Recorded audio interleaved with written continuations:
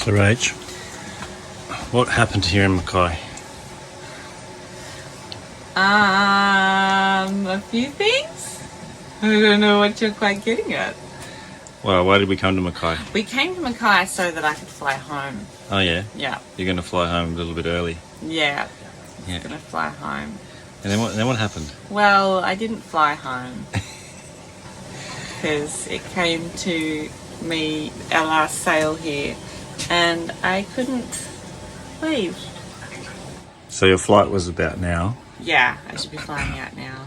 and you're still on the boat, so does that mean you're going to stay with us and all our viewers for another couple of episodes? Depends how quickly you can make the episodes. I don't know. At least for another week or two. Yeah. Yeah, we're going to sail together from Mackay. Yes. Yay, we didn't want to lose you. I didn't want to lose you. I didn't want to lose you. With Rach still safely tucked away on board, this week we take you on a boat tour of our 35-year-old Cavalier 37, All the Stars.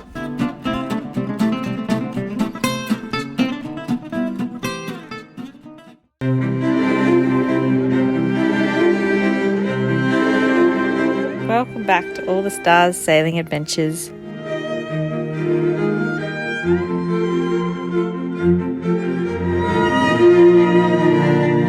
If you're enjoying our videos, please give them a like and subscribe to our channel so we can keep you updated.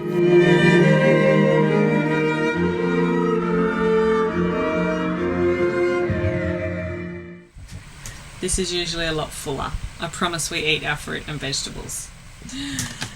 This cabinet is nice and accessible. Things like, oh, Aaron's paint. Aaron's paint stripper. Good on you, Aaron. And oh, that needs finishing. Some vino. Ooh, yeah. Okay, we've plugged enough people's alcohol now. This is a really handy shelf. It lifts up. So from kind of when we got on the boat, we realised that, oh, right, it comes away. I've never done that. But that makes a whole big bed thing here, which is handy.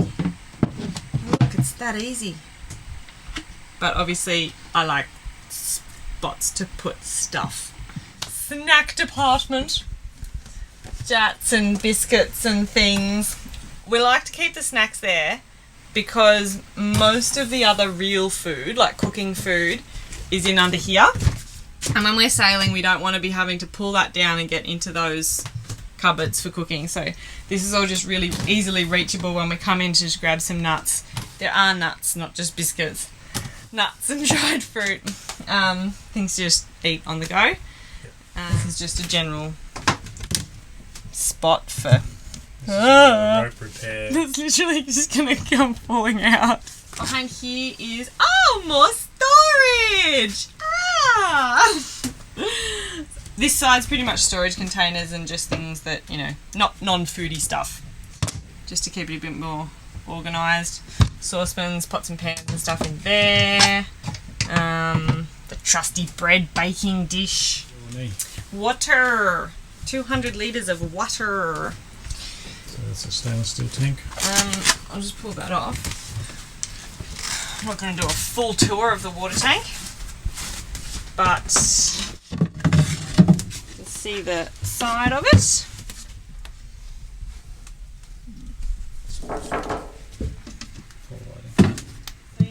that's kind of become our electrical TV kind of stuff. Oh yeah, and first aid. There is first aid in there. TV hiding behind there. This kind of became the study because doing uni, you know, working here, reach back and grab whatever textbook or anything it is I've got hiding in there. All our shopping bags because we're reusable, man. Yeah. So food. These are basically the food side of the boat. So all of these are full of food. Basically just did kind of non-perishables, tins and stuff in there. Pastas and rices in there. Carbohydrates. It's good to break up your proteins and your carbohydrates. And baking. And man, do we go through the flour. And then, so that's like easily reachable stuff. Like that's like a weekly kind of thing. And then under here, like bulk rice and stuff in here, bulk oil. Yeah. Bulk wine. Yeah, actually. It does. It drops down. It's got a little windy dealy there and just slides right down. Then we've got another big cushion that we sit on top of it, and it becomes the massage parlour. Thank you very much. Or another berth, you know. Double berth. Yeah. Realising that we'd failed to film the galley in this episode, we did approach the Almost Naked chef for a rundown, but he was found to be too difficult and inappropriate, as is often the case with him. So we'll make it up to our viewers in upcoming episodes. The mackerel curry. That's your technical room. This is the aft cabin, obviously. As you come down the companionway, it's the first cabin on your left. And we only have 2 doubles on the boat. We have a third double that drops down. I really like this berth underway because its centre of gravity is down lower than the V-berth. It's also a darker sleeping space if you need to get some shut-eye in the daytime if you're just a bit short on sleep. So it has a porthole on the left side there which offers ventilation, which is good. But other than that, that's really the only light that gets in here. And it's probably the most coziest little spot to tuck away in if it's a big storm or whatever. For 2 people we find it a little bit squashy, so we tend to sleep in the V-berth just because it's a bit roomier. My bum gets stuck. Yeah, Rach's bum Under gets that. stuck under that. It's also a sort of a nav centre, so this has a maps table that folds up. So that's a usable space for running charts if you need to. We tend to just use charts on the kitchen table the dining table when we're underway because it's easier. We've got VHF and a 27 meg in our stereo. Often we just use the cockpit VHF, but it's good to have this as backup if we're needing to monitor stuff at night. On the right here we have our little office. We call it the office, but we've just basically got stationery, some easily accessible medications, insect sprays, and A then litre of sunscreen. sunscreens, and then we've got hats and fishing gear and goggles and bits and pieces we need to get to fairly regularly as well. We have our life jackets and stormy sea jackets under here. Hey, that's bright. So that's a really good storage area. We also keep ropes, climbing gear in there. But the boat has been retrofitted with a composting toilet. It's an airhead composting toilet. It's only been done the last few years, and so there's no water usage in this area. Only thing that it does use is a tiny bit of 12 volt power to run an exhaust fan. So at the moment the toilet is freshly pulled apart and cleaned because we're not using it currently. We're in the marina, and but normally you'll see a hose coming up here, which is just a exhaust vent, runs off a little 12 volt computer fan.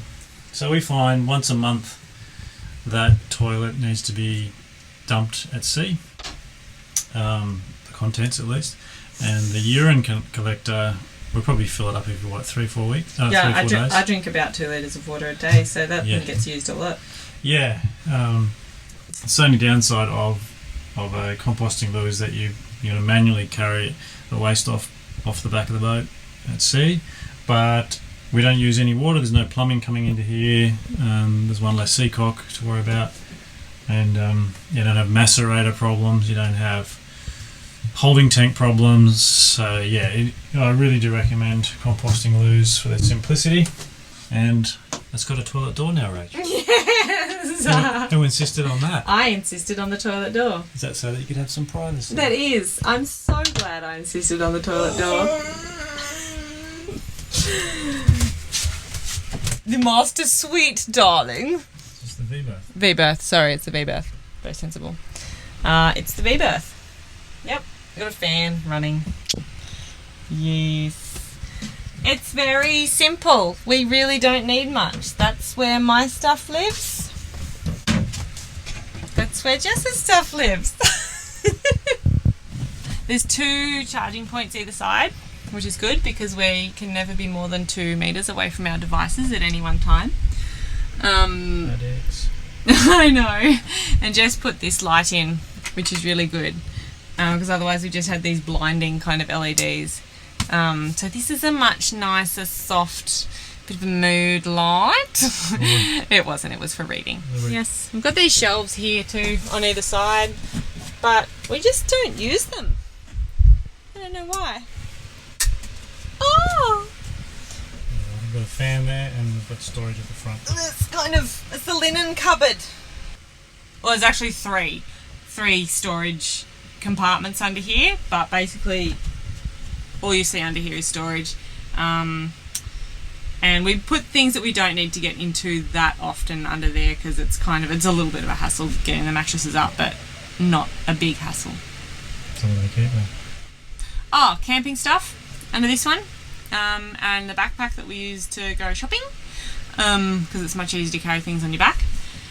There is my sewing machine and I think a number 4 Genoa or a number 3 Genoa in that front bit. Jess's amazing multi-tool thing. What's it called? That thing that's in a big box? Well, it's just an orbital sander. Oh, it's an orbital sander. Well, I think it's a pretty cool thing. It's in a very special box. Orbital sander and some like paperwork stuff. Staying to our gender roles here, and I've introduced the galley and the food areas, and Jess is introducing the engine room. And the toilet. And the toilet. Did you notice that? Yeah, I love got it. the shit job. So, yeah, we have a fairly new Soleil 33 diesel engine, which is a 3-cylinder naturally aspirated diesel. Very, very robust engine. They're a very popular common engine. It's the L3 Mitsubishi engine that's been marinized by the company Soleil, which is a Spanish company, and painted a fancy colour. Yeah, but we have done a lot of learning about how to look after this motor, which I might share with you another time. But Cal set all this up, beautifully set up. 3 inline diesel fuel filters, 2 Rach filters of different microns. One's a 10 micron and one is a 30 micron. And there's the standard fuel filter on the engine itself. And we also have a fuel return system so that you can polish your fuel that's in the diesel tank. If you suspect you have any contamination or moisture, you can cycle the fuel back through the filters separate from the engine system, so you can capture any sediment or moisture in the filters and dump that and then continue sailing. So it's been really well thought out and very well set up, and it's a pleasure to work with, and it's a very clean engine base, so we're very lucky in that way. It also has a freshwater flush fitted in here for when we are going to store the boat for any length of time. The sea strainer brings in the sea water, the raw seawater, through a sea cock down here, and so the engine is saltwater cooled. The exhaust is saltwater cooled, I should say. The engine block is coolant cooled, but this is our freshwater flush system, so that's really handy. And yeah, we just have a Volvo Penta shaft seal on a folding prop, 3-blade folding prop. So, I'm learning about ways to maintain that and stop any water bleeding in, but it has a lot to do with the RPM of the engine as well and the vibration. The only problem we are having is starter motor or starting issues, which might be to do with contactors on the starter switch, or it could be a relay issue, and I doubt that it's a starter motor issue, but we're currently working our way through that because occasionally it just fails to start. So most of the time when we're cruising, we're sailing, we find we use about 1.5 to 2 litres an hour of diesel when the motor's at around about 1800 RPM, which is our operating RPM for that engine. We sometimes run it a little bit harder. We have a 70 litre fuel tank and we carry about 40 litres of spare diesel. So we do have range for probably a couple of days solid motoring without having to worry. So in early episodes we talked about installing a aerial cable on the mast, so you may have already seen our keel step mast coming through the coach house roof down into the mast step on the keel, we find that a little bit of moisture, a bit of water will come down the mast, inside the mast through the halyards and the sail track, will come down into the bilge, especially if it's raining from a certain angle. It tends to be more when the weather's from behind the boat rather than when it's from in front, and that only happens when we're in a marina. If we're on the anchor, obviously we point straight into the wind. But electric bilge pump with a float switch, so we know if the water level was to go unnoticed, then the bilge pump will kick in.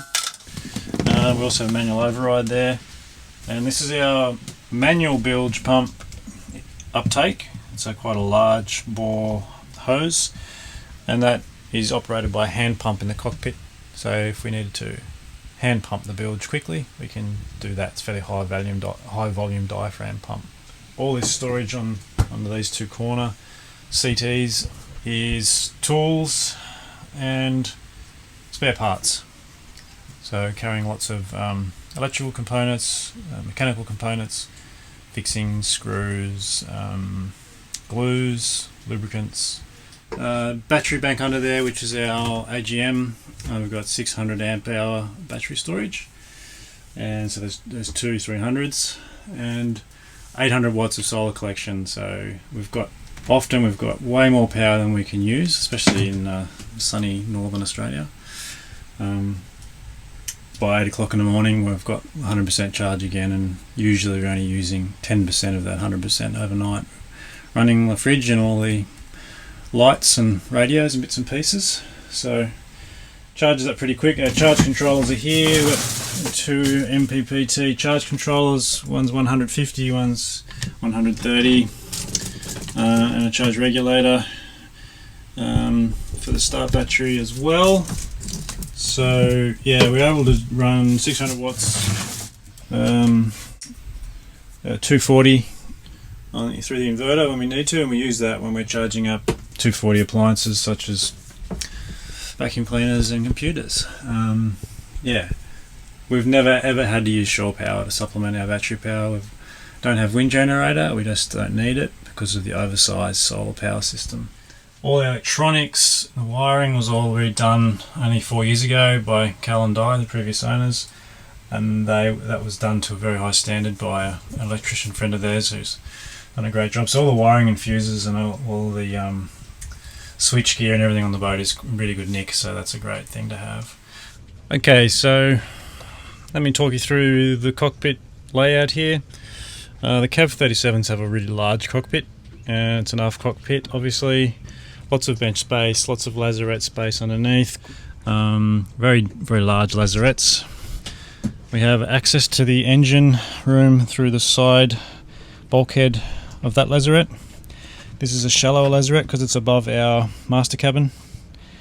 So that's just ropes and fuels and oils, or oils and solvents. And then in the back we've got the rear lazarette is very large too, and we also have access to the engine or steering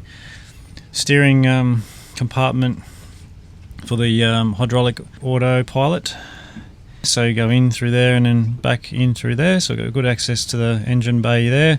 I've also got a side compartment access hatch in the master cabin that gets into the engine bay as well, so we've got 4 entry points into the engine bay, which is really excellent. The thing I really love about this boat is how well set it up it is for cruising. So stainless steel work with a solar structure, so you've got 2 platforms there, first one and a second one. The hard dodger is another great feature of this boat. So Cal built this, stainless steel frame and a fiberglass canopy, and he's put vents into there as well. What else can I tell you about the cockpit? All of our control lines for halyards and reefing lines come back to the cockpit, so we've got those 3 winches, self-tailing winches, and rope bags, which are a recent addition, which really tidy up the cockpit. Good visuals on our instruments while we're sailing. The control panels are here. Steering wheel's not fitted at the moment because we're at a marina, but when I'm steering, or when we're steering, this is a really good thing. Really good visibility, you can do it all standing up. This fold-out table is really great for having guests on board because we can effectively double the size of it very easily. The Cavs have quite a raised coach house, so we get really good visibility out of the windows from inside, which is not a common thing on a lot of yachts. But this is where we stow our dinghy, and there's a bracket made up here which locates the dinghy. So a good thing about a manual winch is it can't break down on you electronically. The only downside of a manual winch is you've got to do it manually. So it's a non-standard anchor turret, and that's been custom built, so you can see how heavy duty all this is.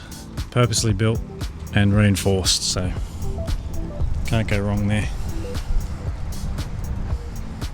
We have a 4-person life raft stowed on deck. I've got 3 panels in parallel and 2 in series. Our backstay is a fixed backstay.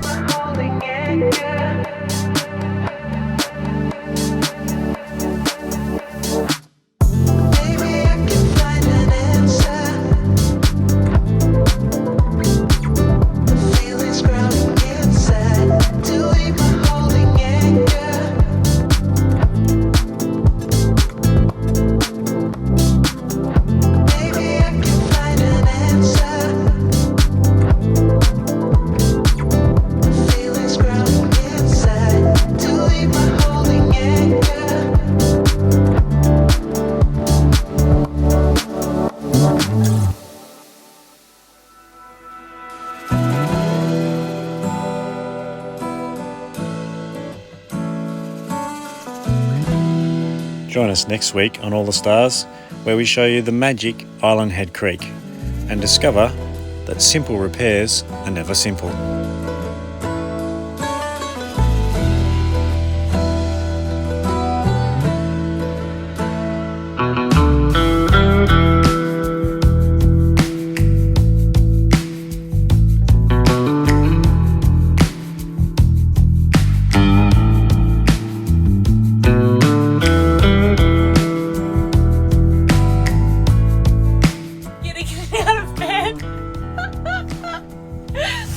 As you can see, I would have just kicked myself in